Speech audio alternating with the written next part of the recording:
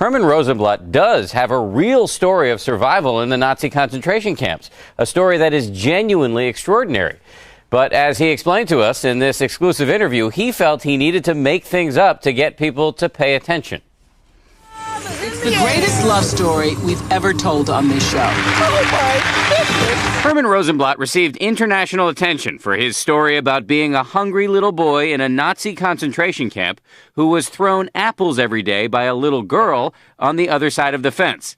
Years later, according to the story, Rosenblatt met that same girl on a blind date in New York City, and he proposed on the spot. I used to come by every day, bring the apple, have in my jacket and a piece of bread, and he used to say, "I'll see you tomorrow." The story landed Herman and Roma Rosenblatt on Oprah twice and in newspapers all over the world. They also got a book and movie deal. But the story wasn't true. Why did you do it? Why did you tell such a big lie to so many people for so long? It wasn't a lie. It was my imagination. And in my imagination, in my mind, I believed it. Even now I believe it, that she was there and she threw the apple to me.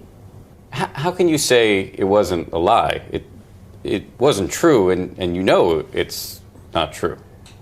Yes, it's not true. But in my imagination, it was true. Rosenblatt says he made the story up to give people hope and to promote understanding about the Holocaust. But members of his own family say his real motivation was money. So you were not motivated in any way by money? No. This is from your son. He said that he knew you were lying for years and he couldn't get you to stop. And here's his quote. "It was always hurtful. My father is a man who I don't know." How do you respond to that? I don't know. I can't respond to it. I don't know why he said it. I don't know what. Maybe I'll ask him. Herman and Roma Rosenblatt told their false story publicly for more than a decade, but it all fell apart about 6 weeks ago after Holocaust scholars proved that it was physically impossible for prisoners to approach the fence at the concentration camp where Herman was kept, and that Roma's family was actually more than 200 miles away at the time. Why did your wife agree to go along with this? Did she ever express any reservations? Because she loves me. Why is she not here today? Because I don't want her to be here today.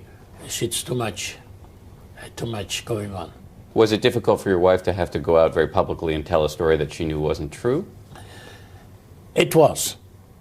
It was. But she loves me so much that if she thinks that's good for me, she'll go along with it. Rosenblatt is remarkably unrepentant about his years of lying. I pronounce my love for you forever.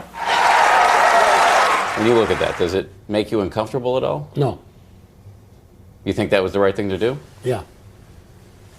And while you were up on the stage there in front of all those people, in the back of your mind, were you not thinking, no, I'm not telling the truth here? No. Let me ask you just quickly about I didn't hear you say you agreed to this. Do we agree to that? Our interview was frequently interrupted by this man, Harris Solomon, who says he is planning to produce a fictionalized movie account of Rosenblatt's story, despite complaints from critics.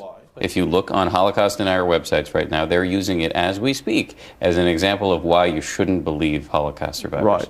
And those Holocaust Denier websites would perpetuate some other story if it wasn't Herman Rosenblatt.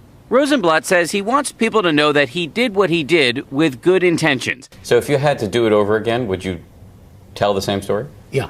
You would? Yes. Rosenblatt does say that he's sorry, but he's only sorry, he says, that people took the story, quote, the wrong way. His book deal for a nonfiction memoir fell through a couple of weeks ago because of this controversy, but a fictionalized book may come out this summer, and the movie version is supposed to start shooting this summer as well in Eastern Europe, Diane, and they say they're going to carry on despite the criticism. I simply don't know what to say. I mean, it's his imagination, but he knows it's not true. He says he made up a fantasy world, and he was living in that fantasy world. And his son says, tried to stop him. Yes. Good heavens. Okay, thank you, Dan. Pleasure.